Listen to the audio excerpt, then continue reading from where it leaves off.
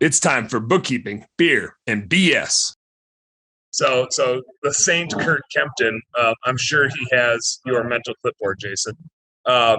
Said, speaking of admin, if my admin has script, how many objections should I expect them to handle when doing simple phone quotes?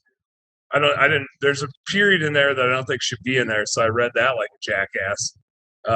How many objections? For us, our admin has got a whole list of objections and how to overcome those. How many can you expect? That list can get added to as you're going. A lot of times it's going to be price. Normally it's going to be the biggest objection, but they're going to disguise it with other objections.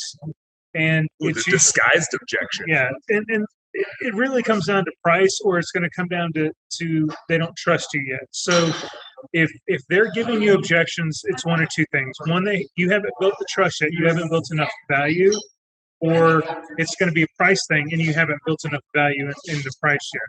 That's really the two biggest objections. And once you can overcome either of those, it always goes back to value. Yeah.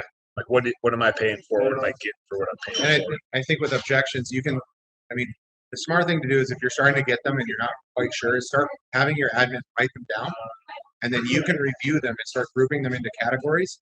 You can start framing responses for your admin back to those. And you can put them into basically one of three categories: price, availability, or something else. Depending on your market, there's something spouse needs to be there. But you can start putting them into categories for your admin, so that when it comes up in a different form, they know how to identify it and put it back into that response.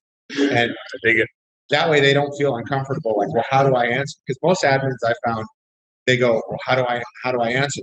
Because they're not trained. They're really good at answering the phone and being nice, and maybe dealing with some heat, but when they get an objection, they're not sales first. So they need to know how to deal with a price objection. So what I did with mine is I put it into categories. I've been with you a long time. Why has the price gone up? That's a price objection. They go back to, inflation. Whatever you write for them, they can go back to that. What about this objection?